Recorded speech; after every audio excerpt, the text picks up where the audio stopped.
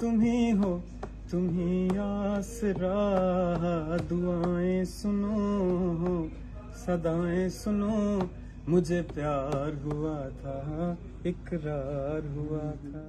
कहानियां सुनने का सभी शौक रखते हैं। हम सब ने बचपन में बहुत सी दिलचस्प और मजेदार कहानियां सुनी जो अभी भी जहन के बाला खाने में महफूज हैं। जमाना भले ही बदल गया, लेकिन कहानी सुनाने का रिवाज अभी तक जारी है और लोग बहुत शौक से कहानी सुन भी रहे हैं। ऐसी ही एक कहानी उभरते हुए गुलकार कैफी खलील भी सुना रहे हैं, जिसे अब तक करोड़ों अफराद सुन चुके। उनका गीत कहानी सुनो मकबूलियत के नित नए रिकॉर्ड्स कायम कर चुका। हर फेस्टिवल, शादी और दीगर तकरीबात पर उनकी आवाज गूंजती सुनाई देती है। पहले गीत से सुपरस्टार बन जाने वाले कैफी खलील की जाती जिंदगी भी किसी कहानी से कम नहीं। गरीब घराने में पैदा होने वाले कैफी खलील ने किस तरह म्यूजिक को अपना जुनून बनाया, एक कमरे में बैठकर किस तरह म्यूजिक तरतीब देते, लोग उन्हें गाना सुनाने पर 20-30 रुपए पकड़ा जाते। कैफी खलील की मुश्किलात और स्ट्रगल से भरपूर जिंदगी की कहानी हम सुनाएंगे आज की इस वीडियो में।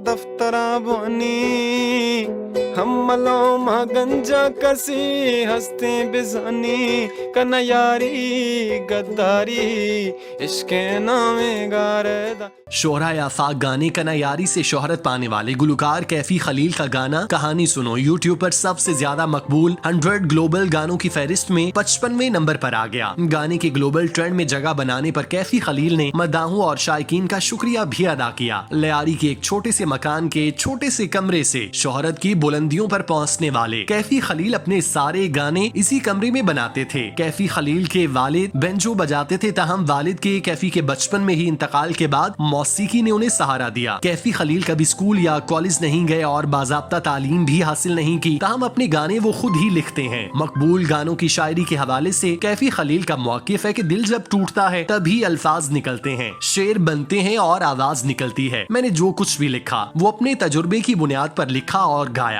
कैफी खलील का बचपन बहुत मुश्किल गुजरा। कई छोटे मोटे काम किए, 20-30 रुपए दिहाड़ी पर काम करके केसेट्स खरीदते। सबसे छोटा होने की वजह से उन्हें सबकी सुननी पड़ती, लेकिन म्यूजिक की बात पर वो किसी की नहीं सुनते थे। गुलकारी के लिए उनका जुनून देखते हुए घर वालों ने उन्हें म्यूजिक की शौक को कभी तर्क करने का नहीं कहा। कैफी खलील के बड़े भाई शायरी करते थे, उनकी शायरी से भी कैफी को काफी लगाव रहा। आमतौर पर फनकार अपने करियर की अव्वलीन स्टेज पर पैसे कमाने के लिए मेहनत करता है, लेकिन कैफी उनसे मुख्तलिफ थे। वो सिर्फ गुलकारी पर फोकस करते। उन्हें दूसरों के साथ गाना पसंद था, जिसके लिए वो कहीं भी गाना शुरू कर देते। उन्होंने पैसे की कभी परवाह नहीं की। अक्सर ऐसा होता है कि वो कहीं आंखें बंद करके गाना गाते तो लोग उनकी जेब में पैसे डाल दिया करते। कैफी एक तवील अरसे से गुलकारी की दुनिया में अपना नाम बनाने की कोशिश कर रहे थे। चूंकि वो अपने शौक में जुनून की हद तक मुब्तला थे, तो उन्होंने इस मामले में किसी के आगे हाथ फैलाना गवारा नहीं किया। वो अपने तौर पर गाने बनाते रहते। ताहम उनकी किस्मत उस वक्त चमकी जब कोक स्टूडियो ने पूरे पाकिस्तान से गुलकारों को अपने स्टेज पर लाने का फैसला किया। इस हवाले से उनकी मुलाकात जब कैफी से हुई तो कोक स्टूडियो ने उन्हें अपने गाने पेश करने का मौका दिया। कोक स्टूडियो पर कैफी खलील पहले गीत कन्यारी से जलवागर हुए, जो बिलाशुबा एक बहुत ही हिट गीत करार पाया। ये गीत जिस तरह से तख्लीक किया गया वो निहायत दिलचस्प है। कन्यारी के दूसरे गुलकार अब्दुल वहाब भुट्टी का ताल्लुक सिब्बी से है, जिनसे कैफी की मुलाकात कोक स्टूडियो में हुई, जबकि एवाबी बलोच से भी उनकी मुलाकात कोक स्टूडियो में हुई, जहां उन्होंने अब्दुल वहाब और एवाबी बलोच के साथ मिलकर कन्यारी गाया। इस गीत ने सुनने वालों को न सिर्फ अपनी जाने मुतवज्जे किया, बल्कि कैफी खलील पर बतौर गुलकार अपना नाम बनाने के लिए रास्ते भी हमवार कर दिए। कैफी खलील की शोहरत और पहचान की असल वजह उनका लाजवाल गीत कहानी सुनो बना, जो आज न सिर्फ पाकिस्तान बल्कि पूरी दुनिया में उर्दू बोलने और समझने वाले लोगों की जानिब से बेहद पसंद किया जा रहा है। इस गीत को पड़ोस मुल्क की आवाम ने भी मोहब्बत से नवाजा। कहानी सुनो पर पाकिस्तानी और बॉलीवुड शख्सियात भी झूमती हुई दिखाई दी। कैफी खलील ने इब्तदाई तौर पर कहानी सुनो को जनवरी 2021 में रिलीज किया था, जिसे काफी सराहा गया।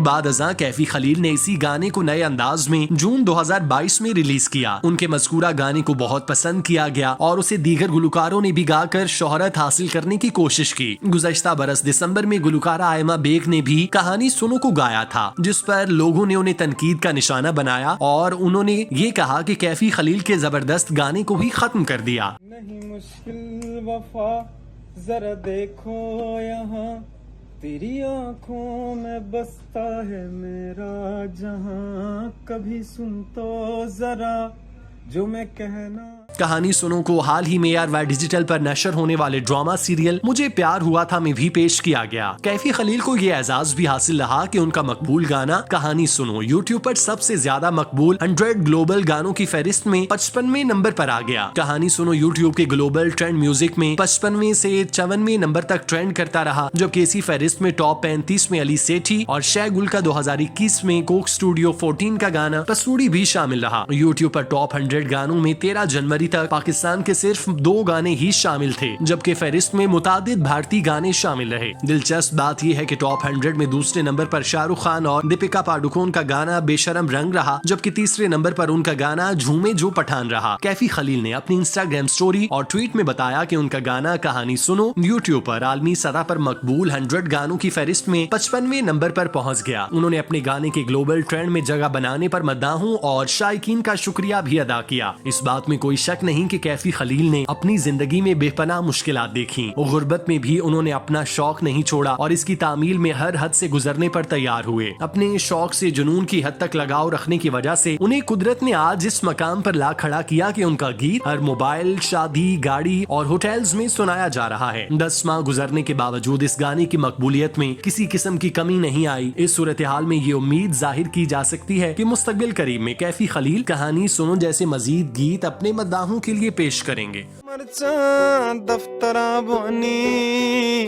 हम मलोम गंजा कसी हंसते बिजानी कना यारी गद्दारी इश्के नामे गारदा।